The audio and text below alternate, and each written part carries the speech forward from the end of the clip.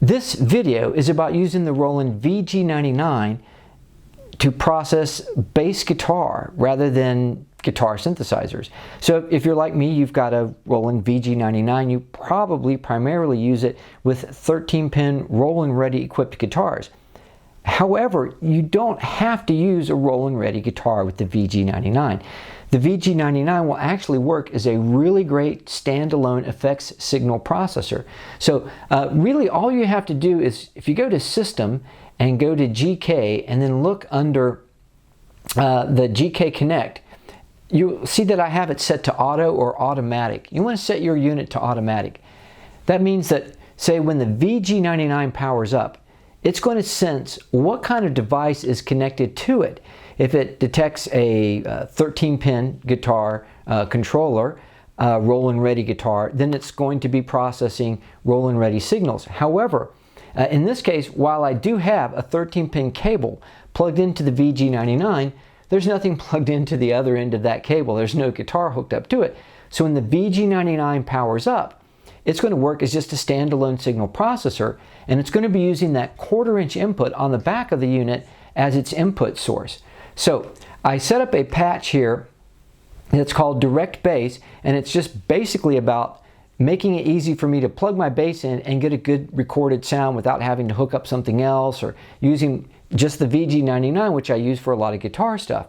So notice there's no modeling type, there's no poly effects turned on, the regular effects are off. The only thing that we have active right now is we do have one channel turned on, which is channel A, and then I do have a Cosm amp. So let's go look at that Cosm amp real quick.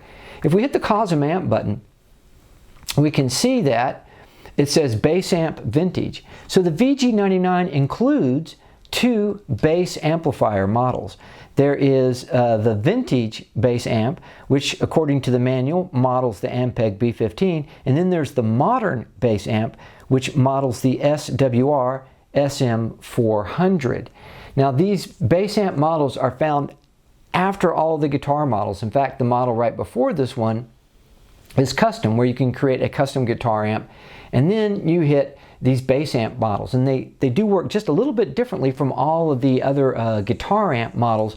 And it kind of makes me think these were added maybe at the last minute or as an afterthought, but I'm really thankful that these are here because they do a great job of working with bass guitar. So let's listen to the Bass Amp Vintage. Right now we have all the controls. Let me zero everything out. It's pretty much set at where the bass would be, where the controls would be, with everything's in the middle, and this is what the Vintage amp sounds like.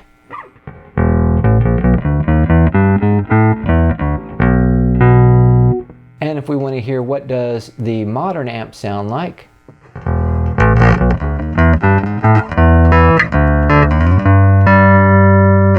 maybe a little bit brighter. I'm going to go back to the Vintage bass amp. Now if we look over here, the controls that we have, we've got gain, bass, middle, there's a middle EQ control, but it's also, you can select what that frequency is going to be, and then treble and then level. So it's sort of recreating your basic tone controls that you would have on a bass amp. One thing that's great about the VG-99 is the amount of controls you have just on the front of the VG-99 and how assignable they are. So when I set this up, I went to control assign, I scrolled all the way over here to the end of my control assigns, and then clicked on F1 through F6.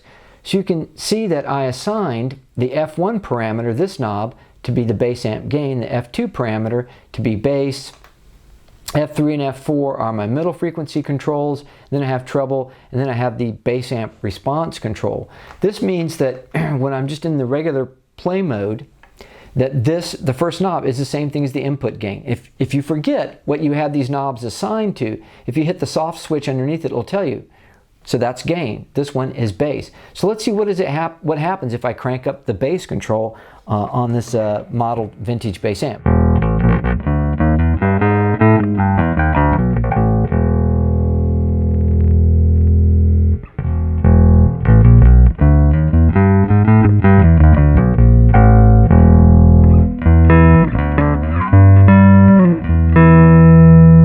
Kind of nice adding that extra bit of bass in there. I'm going to just go ahead and put that back to the flat response. And then we have the treble control, we have the middle frequency. Now, one thing I didn't talk about was the response. For the vintage bass, there's two responses. There's the flat response, which is what we're listening to right now. But then there's also the bass switch, which changes the sound quite a bit. And I'm going to go and put that back to the flat response. Let's go back to the Cosm amp. So these overall tone controls really do a nice job of letting you make little adjustments to get the kind of more of the bass sound that you're looking for right at the time. There is also the ability to change the position of the mic level to mix in direct bass guitar sound with the modeled amp. And now this is a really great control. It's the speaker type. What I've found is that by changing the basic speaker cabinet that we're using with the preamp, it changes the quality of the sound quite a bit, which is to be expected. So let's see, I'm going to go to 215s because when I was playing in bands, 215s were known to be a pretty punchy combination.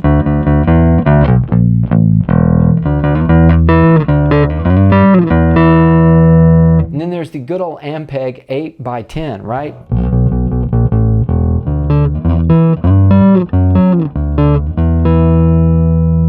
And you can, of course, use this with either the, right now we're using the vintage bass amp. We could also use these with the modern bass amp. Let's see what that sounds like.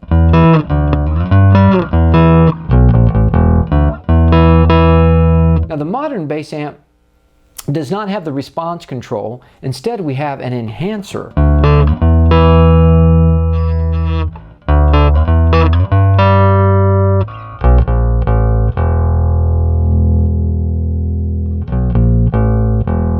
I don't hear a whole lot of difference, but my hearing isn't as good as it used to be. And I'm not going to go into a lot of effects in this video. I'd like to talk about the effects in the VG-99 in a separate video, but there are a couple of effects that I think that bass players really tend to reach for, or that are very good for recording the bass. So if I go over here to my effects section, I'm going to go ahead and turn on the compressor. Now, this is the basic compressor in the VG-99, and I believe we have this mostly set, so it's compressor. We have a couple different choices of compressor or limiter, but I've got it set to compressor. We've got attack, sustain, there's an overall tone control, and then level.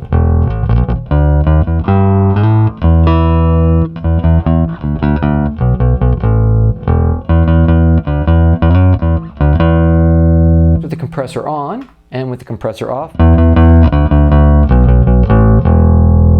And you'll notice that I have assigned the compressor to my control switch 1, because that's something I like to test out. What does it sound like with the compressor?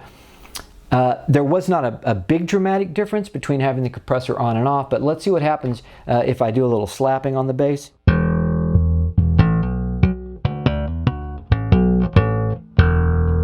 When I add in the compressor, you'll really hear it kicking in.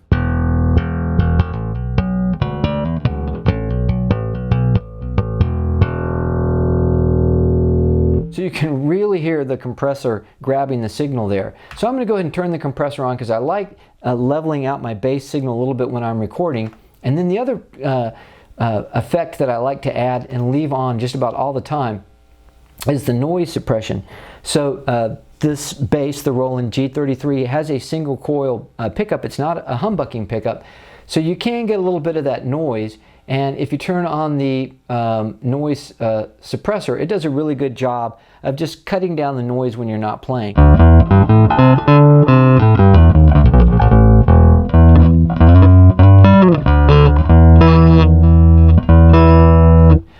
You have parameters, what's going to be your threshold, what's the release time. And with just these basic controls, tweaking the tone controls on the amp, adding a little bit of compression, it makes the VG-99 a very useful processor when you just want to put down some bass tones and you want to have something that you've already got the VG-9 around. You can do a lot more with adding more effects to the VG-99. Now we're just talking about using a single channel. I have another video that talks about using both channels together. You can do some exciting dynamic processing between the two channels. But for just basic use, this will give you some help with getting started using the VG-99 with a bass guitar.